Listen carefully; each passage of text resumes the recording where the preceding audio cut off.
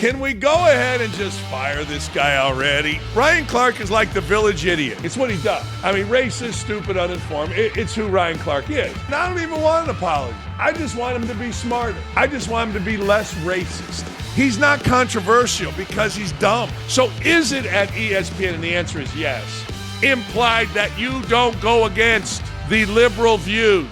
Can we go ahead and just fire this guy already? Can we do it? Who's the guy? The guy is Ryan Clark. What a dirtbag this guy is. By the way, I actually sent Jimmy Patero the head. I reached out for a comment. I did. I feel good saying that, like I'm some type of reporter. Jimmy Patero, the head of ESPN, I sent him an email about Clark and a couple other things. I'm waiting for him to get back. I assume I'll have to go through the regular PR channels. Didn't used to. Now, maybe I do. Can we get Ryan Clark's dumb ass out of here? His racist dumb ass. Here it is, another apology coming from Ryan Clark. And I don't even want an apology. I just want him to be smarter. I just want him to be less racist. He's not controversial because he's dumb. You can be dumb and you can be controversial, but you can't be both because people just laugh at you like we laugh at Clark. Ryan Clark is like the village idiot. He's like the village idiot that the village keeps around. He's there for entertainment. He's there for stupid, but he doesn't know that he's the village idiot. He thinks in all of his mumbled way of talking, I don't know, it's hard for him. Maybe he got hit in the head. I don't know. If it is, sad, but whatever. In his mumbled way of talking, he takes foot, puts it in his mouth because he's uninformed and lazy. I mean, and frankly, just a bad guy. I mean, racism both ways, just a bad guy. So here's the latest from this moron. I got to get my glasses on because, well, my eye's still bad. Don't at me about it. Woke ESPN's Ryan Clark. That's a good nickname. Ryan Clark strikes again. He's on First Take discussing Governor Landry of Louisiana's statement that A.D. Scott Woodard wouldn't be hiring the next LSU football coach, to the chagrin, good word, of his co-panelists, including Stephen A. Smith. Clark stated in part, second most ridiculous he said this week. The first was standing on campus and saying he wanted to put a statue of somebody, Charlie Kirk, that doesn't represent the people of Louisiana. Well, obviously, it doesn't represent the people of Louisiana. It represents free speech.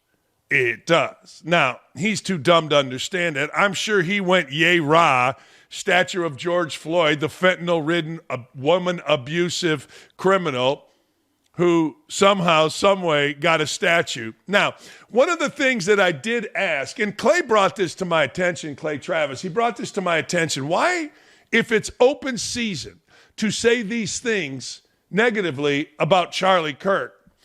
Why hasn't it been open season for anyone at ESPN, to express empathy for Charlie Kirk or his family?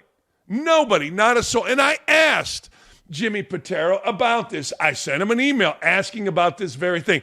I don't really care. I get a kick out of Ryan Clark. He's so stupid. He's so racist and he can't really speak, and it's really hard for him. And I'm sure I'm going to be obliterated because somewhere like in second grade, he got diagnosed with something that every kid in America gets diagnosed, and people my age had but didn't get diagnosed. I digress. But I got to tell you, I didn't really care that he said another stupid, uninformed thing. It's what he does. I mean, racist, stupid, uninformed. It's who Ryan Clark is. But what I don't understand is you got all these people. I've been to ESPN, went there every week for a while. You got all these people. It's like a college campus, and not one of the on-air people, not one said it was okay or it was awful. Or the management said it was okay to have empathy for Charlie Kirk. Not one of these clowns that you see on SportsCenter, not one of these clowns that you see. Jeff Saturday, who's Mr. Religion, Mr. Southern Baptist, is he too afraid? And that answer is absolutely. And that's what I said to Patero. I said, is it because you and Burke Magnus said, no, we're not going to do this? This is not what we're doing. Or at ESPN, and this is the issue, is it implied? Is it implied that you don't? I mean, sitting up there and saying, Ryan, you're full of crap. This is about free speech. we don't necessarily have to have a statue that does. And by the way, it's a very Republican state, Louisiana, but I digress. So Charlie Kirk and his conservative views absolutely do fit in with that state. George Fentanyl Floyd and his drug-doing, criminal background, wife-beating, punching pregnant women, stabbing women, doesn't fit in with anybody anywhere, yet there's a statue. So is it at ESPN? And the answer is yes. Implied that you don't go against the liberal views of the L. Duncans, the Burke Magnuses, the Jimmy Pateros, the Ryan Clarks. Of course it is. We know it is. It 100% is. And I sent an email and I asked. Here's Clark spreading normal Clark stupidity. Here he is. First off, it's the second most ridiculous thing he said this week. The first was standing on campus and saying he wanted to put a statue up of somebody that doesn't represent the people of Louisiana, doesn't represent the players and the students at LSU, doesn't represent the executives that work there. That was the first dumb thing he said this week. This is the second dumbest, right? Amongst a lot of dumb things that he says. This is another situation of politicians poking their nose into things that they don't know about. And I honestly believe it was so he can get in front of a microphone and say, look at this connection I have to the president, and he likes to pick winners so he could placate to somebody he idolizes. You don't know nothing about football. There's enough going on in the state of Louisiana that needs to be fixed for its constituents. Well, I don't need you tweeting on Saturday night about what's going on in Tiger Stadium. There is too many issues happening right there under your nose that ain't got nothing to do with sports. Well, I mean, he is in charge of LSU. I mean, ultimately, the governor is a big part of it. I mean, because you played there 15 years ago and you really have a hard time speaking, I mean, let's be honest. You're sticking your nose into something you know nothing about. I mean, I'm a former player. Does that give you carte blanche to know everything about the trustees, about everything about buyouts? What the governor of LSU did was brilliant. What the governor of LSU did was open a Pandora's box relative to buyouts all across college football and expose something that we all knew. That Scott Woodard, while a good, if you look at his record, athletic director for other sports, horse shit when it comes to protecting the university's financial interests. Ryan Clark doesn't know anything about that. I'm a former player. I played in the NFL.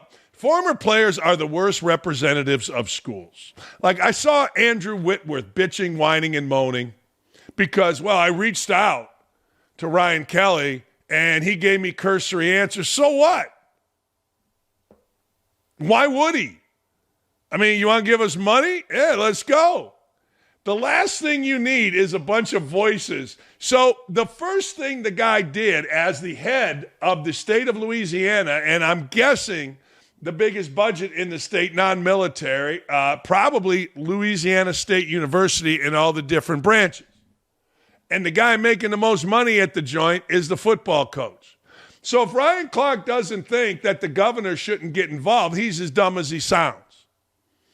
The governor is the governor of Louisiana, and it's Louisiana State University. And he did exactly what he should do. And I wish these idiots on ESPN would do, but they can't. Nicole Arbaugh, who's supposed to be a reporter on NBC, can't. All the people on CBS can't. Game Day can't. Even Fox can't. Call out the ridiculousness of these buyouts and call out an AD that gave one for 70-some and one for 50-some. Good for the governor. I understand that offends little Ryan Clark's former playerness, but the governor, I got to tell you, he's probably going, hey, man, who's this Ryan Clark? What's he bitching about? You know what I mean? What's he bitching? What's he bitching about? Why are we listening to him? No, seriously, that's the way the world works. That's absolutely the way it works. Here's Stephen A. Smith's reaction when this stupidity was going on, because Stephen A. Smith kind of understands it a little better than mumbling, stumbling, lying Ryan. Look at this. Like, dude, you're just a moron. You're just an idiot. So I played there. I'm on ESPN. So you must listen to me, Governor. You're sticking your nose where it doesn't belong. He's sticking his nose where guys like Ryan Clark, Nakar Arbaugh, and all these clowns that are paid to be, quote, analysts should be sticking their nose. If you're not, it's like Trump with Biden. If you're not going to do it, hell, I'll do it. And Trump goes in and cleans it up. That's what this governor's doing. It is idiocy for one athletic director once at Texas A&M to give a guy a $76 million buyout when you know in the modern era of college football, you're 3 losses away from firing the guy, C. James Franklin. You know, see Bill Belichick. Everybody, ESPN, is it enough that UNC has improved a little? What, we're getting rid of Belichick after 1 year? Why would you give these massive buyouts if this is the landscape? And the governor is absolutely right. Woodward is gone. Whether it's right or wrong, I don't know. But he's right in calling this out and saying, I'm not letting this guy do this contract. I'm not letting him hamstring our university, which he's really not, because it's private money, $400,000 only from the university, but we throw around $400,000 like it's nothing at a university. No. Ryan, mumbling, stumbling, Ryan Clark, and my man there absolutely knows. Absolutely knows. Let's take a look at Ryan, stumbling, fumbling, bumbling, Ryan Clark's history. Ryan Clark is not worth the trouble for ESPN. In the past 4 months, he has race-shamed someone for marrying a white woman, which, by the way, I guess I didn't realize is Wilbon married a white woman. Mike Wilbon, who apparently hates white people keeping jobs, he doesn't like white people. What are you doing, man? He's married to one. I believe the current number is 43. 43 out of 50 states. Highest paid employee is a college football or basketball coach. How about that? That's our guy, Davey. And he's right. So the governor shouldn't be involved in that. What world you living in, Ryan? You're living in I'm on ESPN. I play football. LSU, great tradition. Oh, shut up. Just shut up. Jesus Christ. I played basketball and coached in Indiana for 17 years. Do what I say. Shut up, Dan. What's wrong with you? Man, oh, man. Anyway, I get a kick out of it. I don't know if you noticed, but I do get a kick out. So he is all into, he married a white woman, so he can't speak on black women or white people, black people issues. Belittled a colleague on and off air. Called a cop a criminal based on incomplete information and took a shot at Charlie Kirk on ESPN. Just get rid of him. Nah, keep him. See, I go the other way. Keep him. Pair him. You're looking for somebody to pair with SVP. You couldn't have Ryan Russelli. He's an idiot. Give this guy. At least this guy's African-American. It fills a DEI hire for you. I mean, do that. Jeez. Well, I asked Jimmy Patero. Here's part of my email. I'll give it to you. I don't know if this is well written or not, but I don't expect an answer. But, hey, this is what I asked.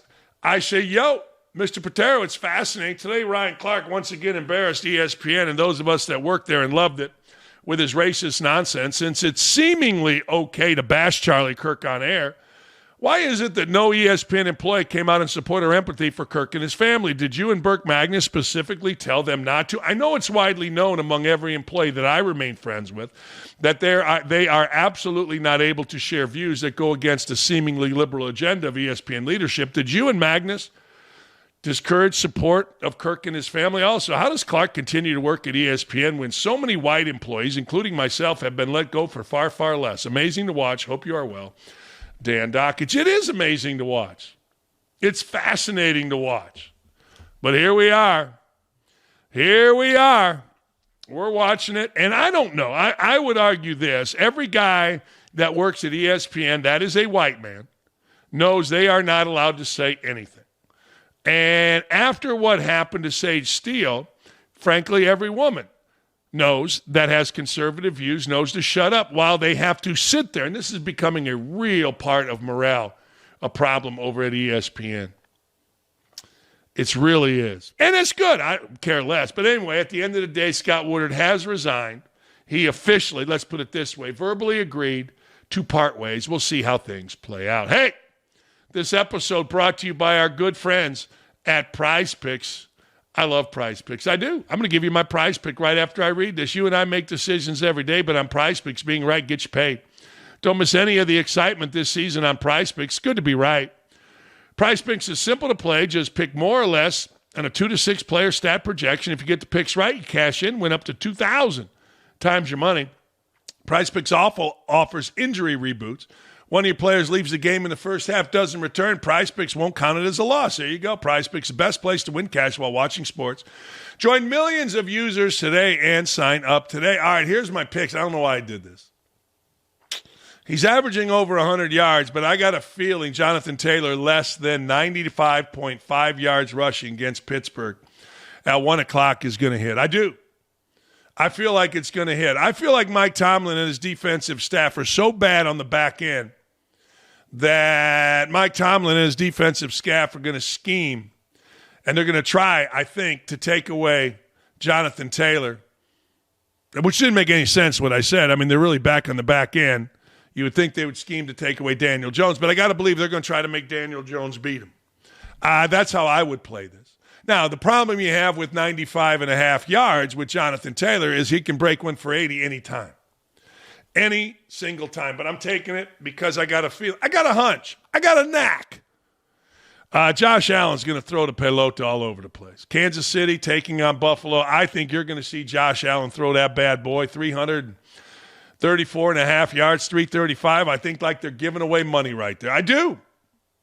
Download the Prize Pick app today. Use code DAKICH. Get 50 in lineups after you play your first $5 lineups. That's code Dakich, DAKICH, to get $50 in lineups when you play your first $5 lineups. It's good to be right. There you go. I like my pick. We got a leaderboard here? No way. I don't know if we got a leaderboard, but if we do, you know what? I don't know if this will show what I'm actually doing, but I'm kicking ass. Hold on here. I got to get a better look at this. My eye's still jacked up. I'm sorry. Yeah, man. Man, I got to tell you. I ain't mad at this. I bet every one that I bet, too. I just got to figure out how to bet more. I only like 2. I don't like 3. The third one always gets me. I like 2. You may like 3. You win more money doing 3. Hey, friend of the show, Sir Charles Barkley. Man, he unloaded. He once again unloaded on NBA players, the current crop, labeling today's stars uncoachable and bums because they can't handle any form of criticism. Now, I'm an old head like Sir Chuck, and I got to tell you, I agree with this wholeheartedly. I could not agree with this more. And you'll hear the one that I really, truly agree with in a second. But here's Barkley on the current players being uncoachable. What he's doing Reeves is doing is incredible. I'm not saying 40. 40 is incredible. But if I'm averaging 12, 13, if I'm going to get all those shots that Luka and LeBron are not taking, my average got to go up. I mean, that's just common sense. You know, Ernie, it's interesting when you talk about coaching. Coaches, in my day, when a coach criticized you, it was called good coaching. When people criticize players today, it's called hating. And that's why these bombs be driving me crazy. Like, dude, that's what coaches, their job is to criticize. It ain't criticism, it's coaching.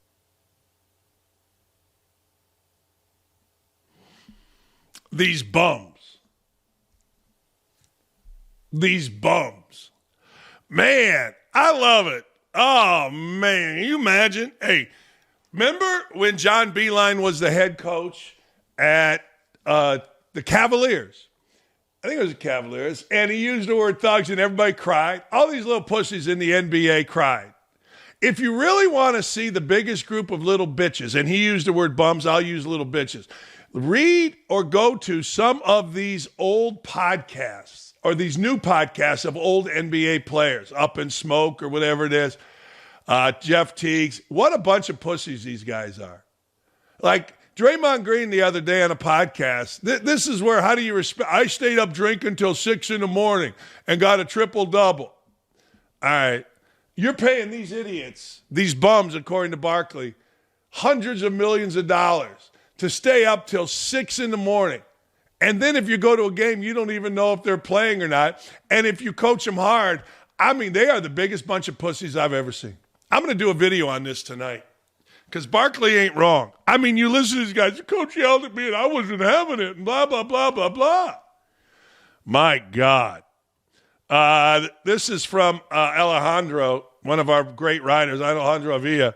62-year-old came from the hardened days of the 80s, 90s. Going on to win the 93 MVP and 11 All-Star. Now, I was looking at the state of Indiana. All-Stars like Barkley are speaking up to save the league, tackling the issue one by one. Barkley's comments were another nugget of truth dropped on Inside the NBA, which continues to hold up well as the loud voice of old school hoops. That's right. But it's actually old school and new school. You know what I mean? Sticking with our friend Charles and Inside the NBA crew, they took the time. This was funny. This was funny on all sides because Greeny responded and made fun of it too. They took and bashed ESPN's obsession with the Dallas Cowboys. Check this out. This is our second week on ESPN. Yes. And we still haven't talked about the Cowboys. Isn't that amazing? Cowboys. Oh, you know, they have a contractually obligated to talk about the Cowboys every day, even though their defense can't stop a bloody nose. Stay off my team. What? Stay off the Cowboys. How did we get to the Cowboys? That's my team. No, you know, that's a listen. Stop people from scoring. Stay off my team. Don't trade your best defensive player that windabouts can't stop anybody. Yeah, those Cowboys. Come on. Pretty funny. No, actually really funny. I mean, Grady came on and said, yeah, next you got to talk about LeBron. You do. It's called Playing the Hits. I loved it. I thought that was good stuff. All right. We've got a hell of a show for you today, and I am here for it. No, I am. I am absolutely here for it. I'll tell you why I'm here for it. Here's another thing before we go and get into shot clock violation. This is a feel-good story. You ready? Brad Marchand. You got to love a heartwarming story. There are always stories of athletes all over the place. Here's a heartwarming for you on a Friday as we go into, if you have YouTube.com, apparently you're not going to have ESPN. Doesn't bother me a second. Florida Panthers winger Brad Marchand stepped away from the defending Stanley Cup champs to guest coach his lifelong friend's under-18 hockey team, whose daughter tragically passed away at 10 years old from cancer. Marchand, man, this is from the Associated Press, is serving as a guest coach Wednesday night for the under-18 Marchand Mill Company Hunters in his hometown of Halifax, Nova Scotia, in place of his friend J.P. McCollum. Marchand is co-owner of the team. The team is a fundraiser for the game is a fundraiser for the family after the loss of 10-year-old Selah Picati McCollum, and includes a raffle of an autographed Marchand jersey. This is so sad. This is Brad Marchand being interviewed prior to the game right here. Okay, first of all, Brad, thank you for doing this. I appreciate your time. Yep. How does it feel to be here back in Nova Scotia to be able to support your longtime friend JP during this difficult time? It's tough because, you know, we're the only reason I'm back here is because something extremely tragic has happened and a beautiful life has been lost. But, you know, my bond with JP goes back many years. You know, we have a group of guys that are all here this evening, and we grew up together, and you know, our lives have been you know, crossed for many years. And there's no place that I'd be, you know, other than here right now with Japes. So, you know, obviously I'm here to support him and his family, and I think this is something that, you know, this night here, Selah would have absolutely loved, and you know, that's why we're doing it. You know, she loved all of us. We all had great relationships with her, and she loved being part of this organization and team with her dad. You know, and she'd be very proud that we're all here supporting her tonight and supporting her dad. So it'd be a special memory for us. There you go. Yeah, that's pretty good. This is from Paul Graham, Nova Scotia under-18 Major League Hockey president. An incredible show of support and friendship. Brad Marchand and Andrew Bodnachuk will step behind the bench to coach the Marchand and Mill Company Hunters this Wednesday as they face the Halifax Max allowing JP to remain at home with his family during this difficult time. The gesture reflects the true spirit of the hockey community in Nova Scotia and a connection that extends beyond the rink. Paul Graham, Nova Scotia under-18 Major Hockey League president. It's a great story. It's a tragic story. It's a terrible story. You wish Brad Marchand and others didn't have to do that because you wish a 10-year-old girl. Man, I speak to you as a father and a stepfather of beautiful daughters, and I can imagine no bigger tragedy. And I frankly applaud Marchand and, again, others for doing this. But, boy, oh, boy, my heart goes out to J.P. McCollum and his family. I'm almost going to cry here, to tell you the truth. I don't know any of these people. But when I read and hear about these kind of things, it just absolutely breaks my heart. I know the love and joy of being a dad. And I know the love and joy of having a daughter. And I cannot even imagine the sorrow, the hurt that would come from having that taken away, particularly at such a young age. We'll be right back. We're going to get it a little happier, but that is such a great story and such a great thing that they are doing. But we're going to have our guys, Jason Allen Hammer and Danny Z. It's going to be shot clock violation, and you will sit here and you will like it. We'll be right back. Best segment in the history of streaming. It's Shot Clock Violation with Danny Z and Jason Allen Hammer. It's another installment. Rules are simple. 4 topics. There'll be 5. 5 rounds to debate each other, 30 seconds on the clock. Give me your best take on whatever is thrown at you.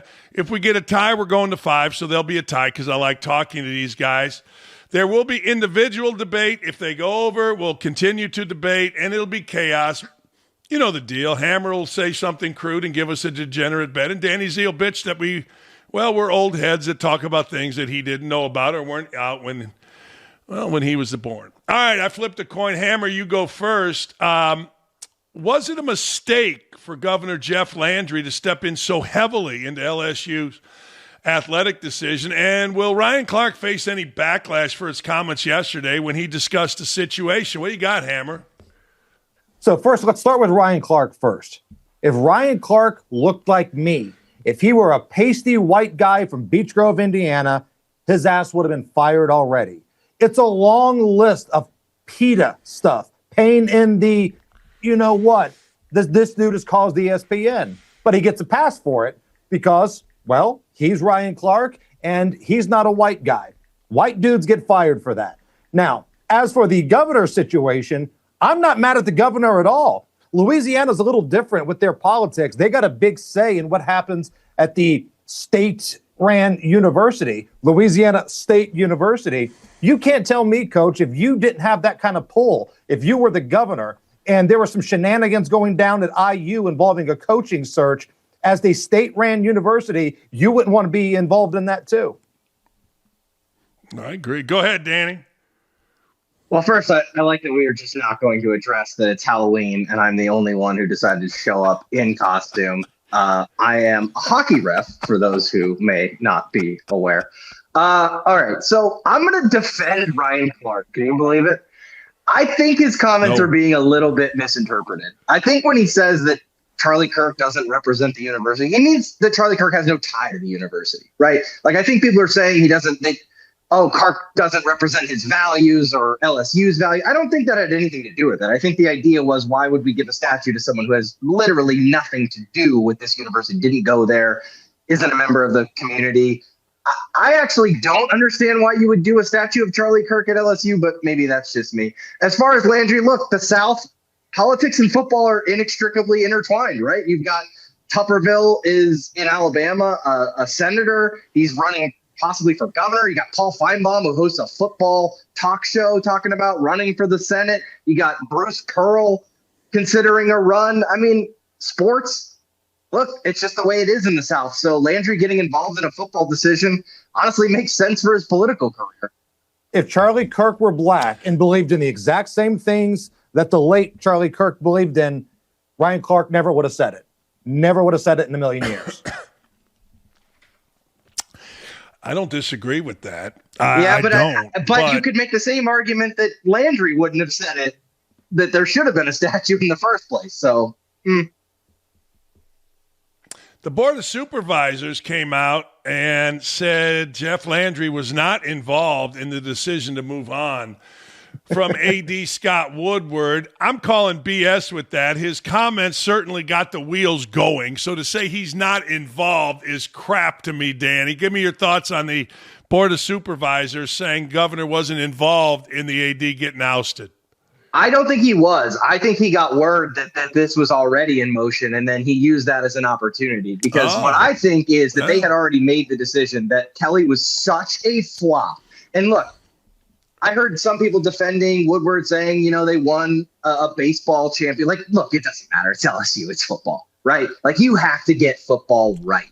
And hiring Brian Kelly and then paying him millions of dollars to not coach for the next however long they're on the hook for him.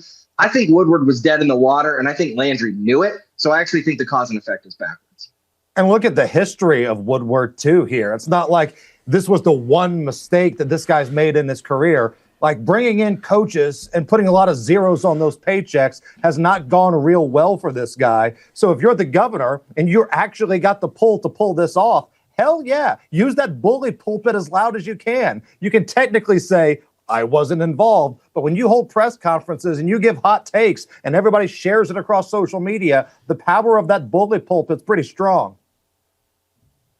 Let me ask you this, Hammer. When you are the governor, and this is probably the highest paid guy, right, in the state, you kind of have an obligation to discuss it. You kind of do, but do you think that Landry discussing this opened up at least a conversation about how ridiculous these buyouts are for college coaches, both basketball, baseball, football, whatever? Do you think at least it opened up like, you know what, this is idiotic? You know, maybe a little bit, but I think more than anything else is going to come from the boosters, right? LSU's got some of the best boosters, all the money of anybody in college sports. But even those folks will get to a point to where they're like, yeah, you know what? My check might be a little less than it was the years before. Until you guys can figure it out, I'm going to take a break just a little bit. It's always fun to spend somebody else's money until you run out of other people's money, which I think the fine people of New York City are about to find out here in the next 4 years. But we'll talk about that later on. What do you got there, Danny? You believe he's opened not a Pandora's box, but at least a discussion on the lunacy of these big buyouts? I'm not going to pretend to be an expert. I'm more of a pro sports guy. I don't know why college coaches get these buyouts. Like, what? Can you explain to me, Dakich, like why this is a thing? Like, it's not a thing in pro sports. You don't have extra, like, you have to pay the coach his contract. You hire an NFL coach, you fire him, you have to pay him what you signed him, you know, his contract for. But what is the extra? I actually don't understand why they exist in the first place. Do you know? Does anyone know? Well, yes, it's to protect them from leaving. You know, and I said this, I guess if they leave, they want the team that's trying to poach them to suffer, and they want the coach to suffer by paying a buyout. The idea, though, of it is kind of dumb, particularly now in an era where a guy could take a team to a national championship semifinal or quarterfinal, whatever Franklin did, lose 3 games the next year, and he's out. Like, with the modern era of 11 coaches in Division 1A or whatever the hell you call it, football, being fired in season, the idea of a buyout is really stupid because it's so quick that we're firing people. Used to be you kept the coach. And so we don't want anybody to poach him. They're going to have to pay us to take him from us. But now it's just dumb. So that's the reason, and there was an obvious, for the buyout. There used to be an obvious pipeline in college sports, right? Like, you start somewhere like in the MAC and then you go to like a low level. But now it's like you can kind of win anywhere. So we're debating now, like, should Lane Kiffin leave Ole Miss to go to LSU or Florida? Right. And before it would be like, well, of course, if they want him, that's a no-brainer. Now it's like, I don't know that any job is better than any other job. So I guess you're right, bygone era of buyouts, but I would suggest NFL teams start putting buyouts on their top coordinators, right? Like, if you want to go get my offensive coordinator who just led us to the Super Bowl, you're going to have to pay us for him. I think the NFL should take note, but it's the coordinators they should be looking at. Do you think more teams will start pulling a Stanford and have a general manager like the NFL does? You know, listen, maybe the coach is good at the X's and O's, but it's not really good at bringing in the talent and spending the NIL money properly. No, I will tell you this. Baseball and softball have always had a problem with this. Lee will tell you, used to have a big board and had to have it every time. You got 8 scholarships. You got 30 players. How much money? I'm giving you books. I'm giving Hammer. You're going to get tuition. Danny Z, you're going to get room and board. It's a pain in the ass. So you have seen already North Carolina's done it. All these schools in one way or another, whatever they call them, have done this in an era of NIL to handle exactly like what the NFL and Major League Baseball to handle these. They're not contracts, but they're contracts. They're obligations, I guess, is what I would say. Now, it's interesting stuff. You ask a good question about buyouts, Danny, because it's ridiculous. All right, Lamar Jackson, we mentioned him last night, healthy back in the lineup.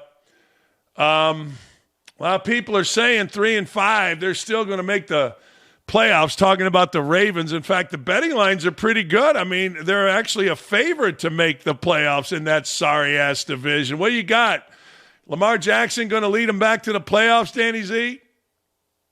Yeah, he will. I never really lost faith in the Ravens. I mean, they took a little longer, but I mean, the Chiefs stumbled out of the gate a little bit and everybody jumped on the panic train.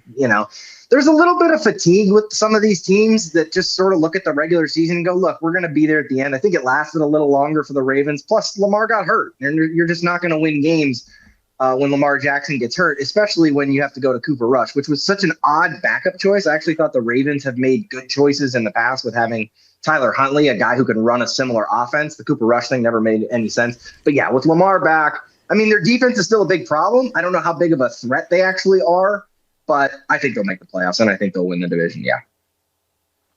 What you got, Hammer? Yeah, I think they're winning the division. And it's not because I believe so much in this current Ravens team. The division is ass. Look at the Cincinnati Bengals. Ass. Look at the Cleveland Browns. Ass. You've got to beat the Pittsburgh Steelers, and that's it. Some weeks you get good Aaron Rodgers. Some weeks you get the grumpy old man. That's all you got to do is basically beat the Pittsburgh Steelers, and you're hosting a home playoff game. We've seen teams make the playoffs in the NFL under 500 because the divisions have been horrible. That's kind of where I feel like the Ravens are at right now. I think if the Steelers beat the Colts this weekend in Pittsburgh, I think, it's a little dicey. Maybe Pittsburgh might be free. We have not celebrated Danny enough, though. I want to say thank you for adding to the show by wearing the referees. I assume that helmet got a little hot between the hair and the beard and the helmet and the mask. I assume that got to be a pain in the ass. Actually, I get what it. happened was I couldn't find my usual earbuds, and now these ones won't stay in, and it was the ear flap that was hitting my ear and knocked my earbuds out. That's why, Hammer's giving an answer, and I'm scrambling around. They dropped on the floor. I'm just like a real referee, right? I'm just a mess. I have no idea what's going on here. Yeah, train wreck. I'm just going to. Yeah, no. I dressed as Scott Van Pelt, so I don't know. Hammer dressed as a famous radio host, which he is. Did AOC, Hammer, mocking Riley Gaines' collegiate performance rather than engaging directly with Gaines' argument about fairness in women's sports? Is that just another example of the left having no arguments, legit arguments to men and women's sports? And is there any way AOC accepts Riley's challenge to a debate? Oh, no. No. There's no way she's accepting that challenge. And my only question is, when AOC did this, did she do it in the very over-the-top cartoon accent that she likes to break out when she's speaking to the Latino community? Or was this the respectable Congresswoman? Right. Listen, you guys work at Outkick. I know Riley works over there. I've had her on my program a couple of times. She's the real deal. She knows what she's talking about. She's going to be just fine on any debate stage. She will prep. She will prepare. It's just a shame that we're never going to see it because AOC doesn't want the smoke. Danny? It's not even a Riley issue. Have we ever seen AOC debate anyone? That's not her thing. She likes to go to rallies where everyone's cheering for her and screaming, and then she can just yell nonsensical things about how she's perfectly sane and she backs a Latino. Is she going to do that during a debate? Just Riley makes a great point about socialism, and she's like, but the Latinos! I don't think that's going to work. I don't think it fits AOC's brand. I honestly I'm not sure what AOC was thinking, picking a fight with Riley, especially on this issue. Like, what is AOC fancies herself a feminist who fights for women. But let's be totally honest here, guys. What does AOC care about? Let's be honest. AOC. Well, yes, and abortion. Like this whole idea that like I'm for women because I'm for abortion is such an absurd thing for any politician to claim, but a lot of them do it. That's why they've wrapped it up real nice in this reproductive rights. The left, I'll give them this. Very good at branding. They're very good at branding their horrible ideas to make them sound like they're not horrible. Like, who's not for rights? Who's not for reproductive rights? Everyone's for that. No, what you're talking about is abortion. So just say that, okay? My favorite part of that rant that Danny Z just went on is, quote, AOC does these rallies where she has to yell, "I'm perfectly sane." If you ever have yourself in a position where you have to yell that you're perfectly sane, there's a good chance that you're not. Man, the accent thing, the accent thing's a big deal. I think it started with Brian Kelly down there in Louisiana, and then we saw AOC, right? And of course, Kamala Harris. I mean, she's sitting there doing all her crazy shit. I don't know. It used to be like the guy on the afternoon guy. I used to tell him, John, JMV, you don't have to change the way you talk when you get a black guest on. You just don't. I mean, there's no reason to. Like, you know, it's so funny. Hillary Clinton at the Southern churches when she was campaiging was way worse than Brian Kelly. Hillary Clinton started speaking like she was an extra on the Dukes of Hazzard during that campaign. I don't know if you guys have done it on your shows. Have you seen that Newsmax clip of the anchor calling this out? It's fantastic. The Irish guy who then says, like, if people had to introduce, Dan, you should play it later in your show. I'm sorry if I just threw off your production. You guys need to look up this video of him doing it, and you'll love it. You'll absolutely love it. Hammer, I think it'd play great for your audience, too. You got to look it up. I'll send it to you. Love it's all fantastic. That stuff. I would love to see it. Speaking of New York politicians, Zoran Mamdani. Is he going to be the next mayor of New York City? And will the free state of Florida be the real losers with all of these New Yorkers headed down to Florida, Danny? Will he be the mayor? Yeah, I think so. I mean, polls have been wrong before, but it certainly seems that way. I mean, he's got a lot of momentum. He's got AOC. He's got the Latinos on his side, which is super helpful. I'm totally getting canceled today. I don't know what I'm thinking. You put on the ref's uniform and the helmet, and you think you're like impervious, but no, just more criticism. Can you guys actually just change my name today? I can't have my. There's gonna be clips of me out there just going Latinos. All right, Mamdani. Oh, Florida. Yeah, Florida's screwed. Because here's the problem. Here's what I don't understand. These people flee these places that they've ruined and then vote for more of it where they go. I will, for the life of me, never understand why people flee policies, then go to Texas, go to Florida, and go, you know what? It didn't work there, but I think it can work here. Hammer? Danny Z is not going to get canceled. He's going to win a congressional race in the Bronx. That's what's going to happen because we're going to sit here and make fun of AOC all we want, but let's not act like she's not a fundraising, money-making machine that wins. She's the most popular Dem right now. So if we lose Danny Z, it's not because he got fired. He got promoted to be a member of the House of Representatives. Mamdani is going to win. The only way that this might be close is if the Republican Curtis Sliwa drops out. He's the far third place candidate. He's polling at around 13%-ish at best. If you take all of his voters and you give them over to the Love Gov, who's back in the mix, maybe we got a ball game. But you know what? At this point, screw New York. I hope they do elect the communists. I hope they do elect Mamdani. Have fun for the next 4 years. I know some people are going to move to Florida. Some will go to Tennessee. They're going to go all the way around. But I think we need to see the bleep show that New York City is going to be when you let a communist run it. You know what? I'm here for it. Go ahead and elect them. Yeah, there you go. There you go. All right, Hammer. Go ahead and elect it. Let's sit back and watch the carnage. That's what you're saying. Yeah. Hey, I like New York City. If this is what you guys want, if this is your guy, have at it. You know what will honestly turn people is if if pro athletes stop going to like the Knicks because of it. Because if they start taxing the bejesus out of those athletes and players don't want to go to the Knicks, that will be the straw that breaks. It does everything else off the table. If you make the Knicks a franchise that people are like, I ain't going there because I ain't paying those taxes, I guarantee they'll flip on him quickly. You know what? A lot of pro athletes that I've talked to over the years don't want to go there for a variety of reasons. One of them is the taxes. The other is the pain in the ass to get to the Garden when you got to live in Westchester and get your ass taxed way the hell up there.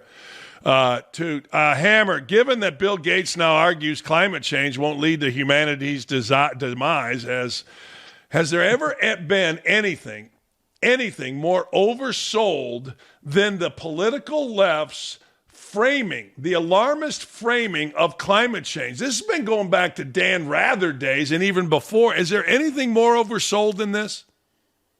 I believe Al Gore thought we'd all be drowning to death right now because the ocean levels would be just coming across even the Great Plains of the United States. He's been playing that hit for a long time.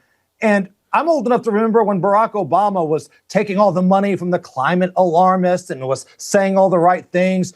You're going to live underwater. And then he moved by the water, literally moved out by the water, the same places where we said we were all going to be drowning to death. So the only thing close to the climate hysteria is the January 6th hysteria. When you've got Kamala Harris opening speeches, comparing it to 9/11 and Pearl Harbor, that's when you know you reach DEFCON 1.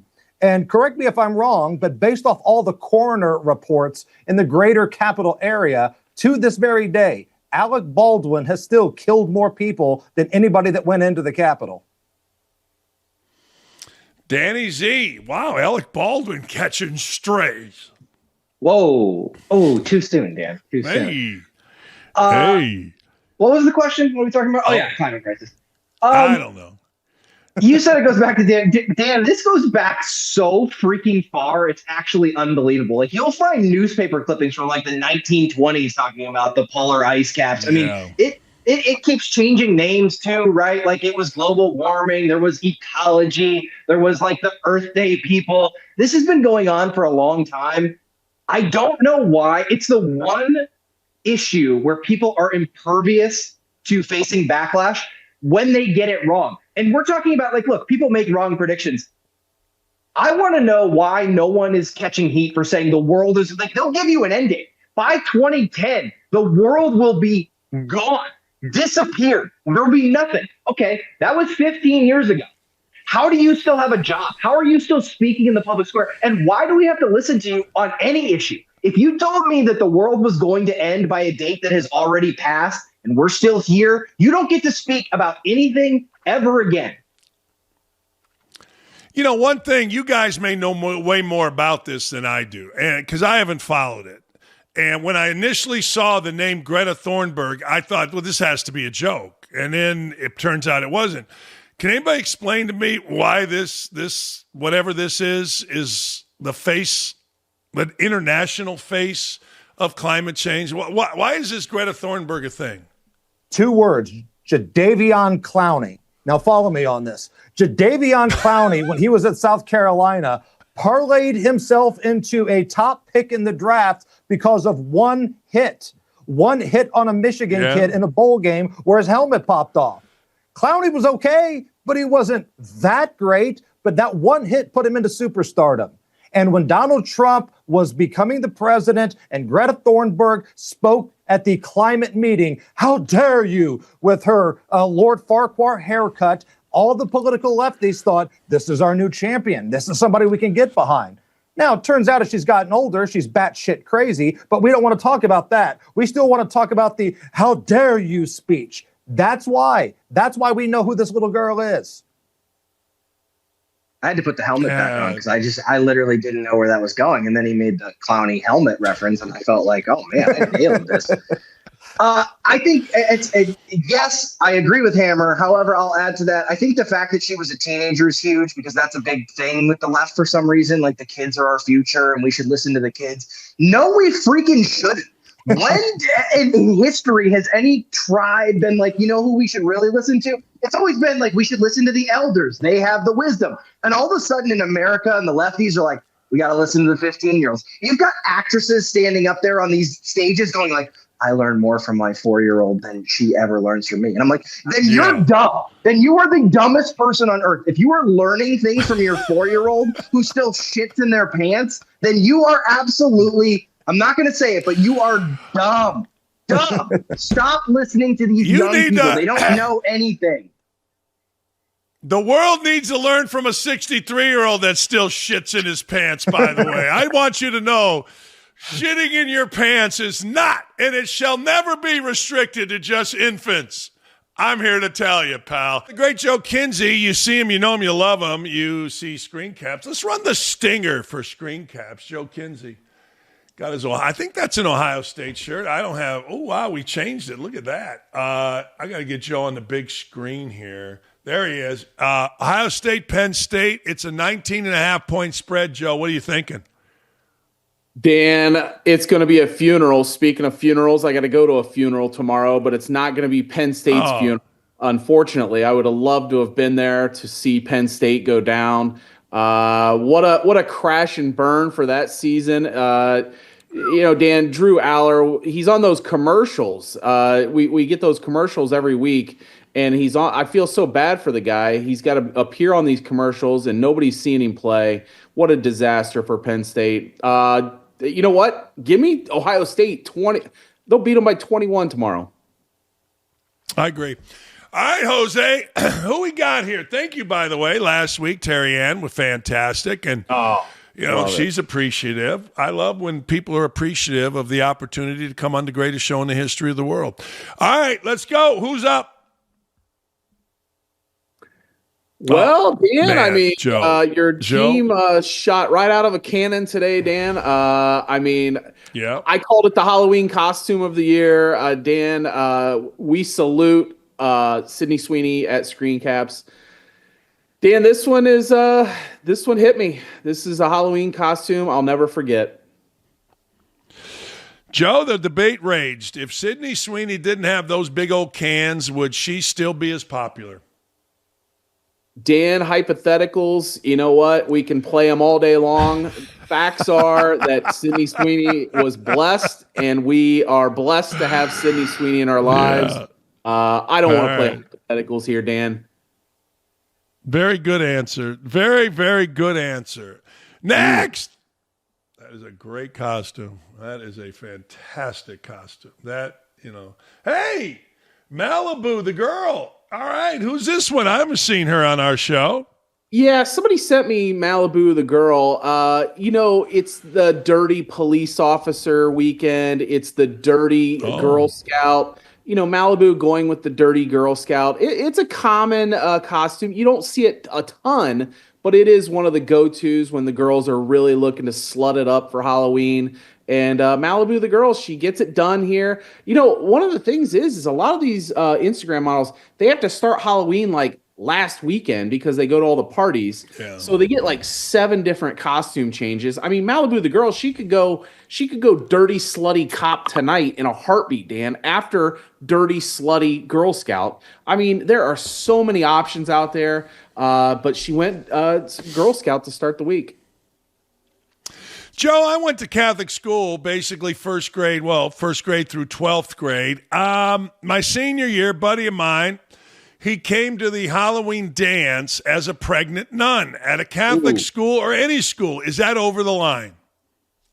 Well, you know what? I had this old costume I wore. I was Father Flav, Dan. I went as a priest, but then I wore a Flava Flav clock around my neck in Cleveland one year, and I was Father Flav. I was going to bust that out again a couple years ago, and my wife, she said, absolutely not. That is insulting to the Catholic Church. She's not even Catholic, but she said it's insulting to the Catholic Church. So I think your pregnant nun costume is insulting to the Catholic Church. Yeah. I've grown up, Dan. I wasn't married when I was Father Flav.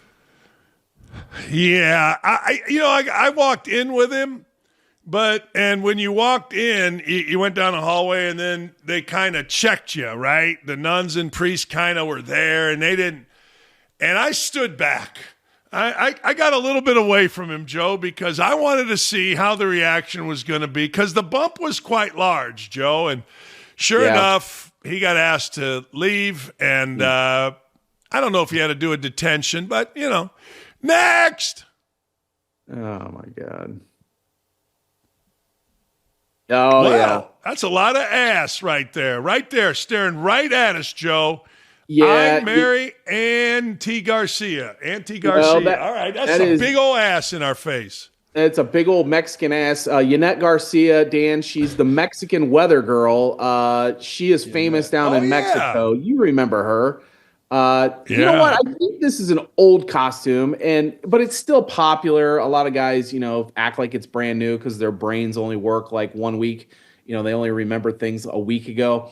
Yanette with a dirty rabbit, dirty, slutty rabbit. It's, common costume for the women that are looking to slut it up, Dan. You know what? Yanette has been slow on the content. I don't know what's going on. Maybe she hit a wall. But for Halloween, I expect big things out of her. And so far this week, she's delivering. Hey, I think she was the one that caused a stir back a few years ago, maybe as many as 10 years ago, by showing up at the Super Bowl. Am I right about that? No. Is that how I know this lady?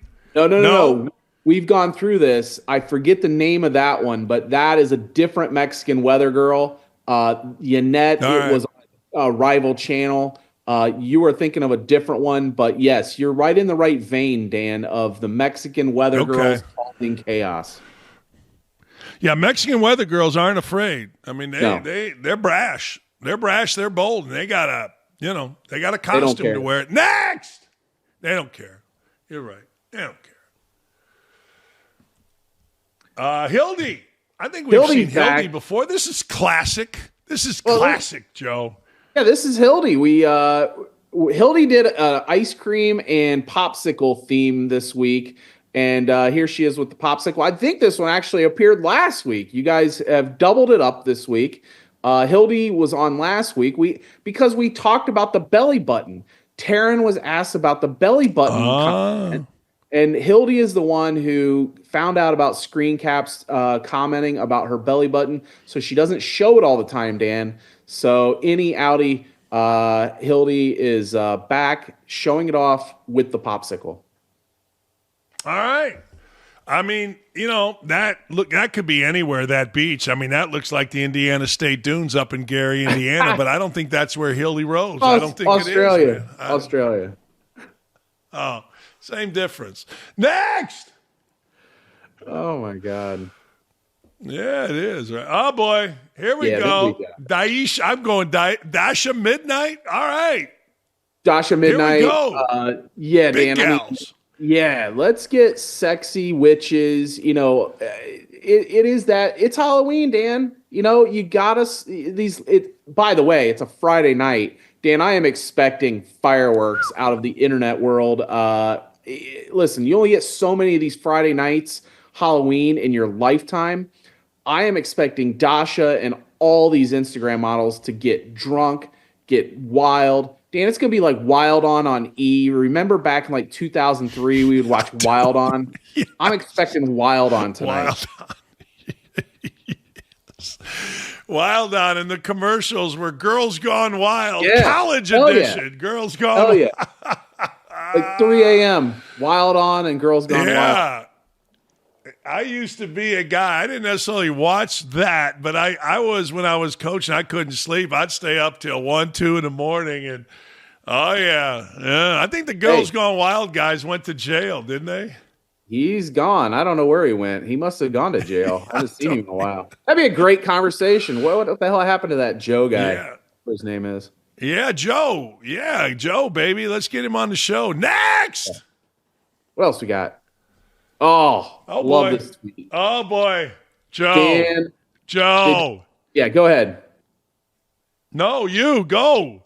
Listen, I break this kind of tweet out when it's necessary, and I could not think of a better opportunity than Jennifer Welch this week. I had no idea who this broad was until like a month ago when we wrote about her going off on Trump. Now she's back yelling at Riley Gaines. Listen, Dan, all I can think of is this is the face a wife makes when you tell her 2 to 3 more hours. Dan, you've used that line, know it, and it hit me this week. That is Jennifer Welch on the other side of that phone. No, this face, this highly Botoxed, incredibly needled up face came across the internet today, just ripping Riley Gaines. And I got to tell you, it made Riley look better to me. I mean, not physical looks, but it made Riley, right? Oh. It was one of those deals where you got to look at somebody, you got to listen to somebody, and if she's criticizing you, that means you are doing something right, Joe, because that woman is pure effing evil, in my humble opinion, Jose. Riley Gaines won the week, Dan. That was a big win thanks to Jennifer. What a week. Yeah. Joe, appreciate you, my friend. Thank you. Have a great weekend. There he goes. Hey, last thing before we go, I'm going to give you a bet here. Indiana, 50.5. I'm riding it. I think I'm about 7-1 or whatever it is taking overs with Indiana. And we're taking this one. Indiana has something to prove. I think it's going to be a tougher game than 21. But if you're going to make a bet this weekend, take Indiana over 50.5. That's my ride and die damn near every week. Thank you all for a fantastic weekend. Davey and Nick, outstanding as always. Dylan, thank you. Brooke has been in there. And all of our Outkick family, we thank you. We hope you have a wonderful weekend. See you.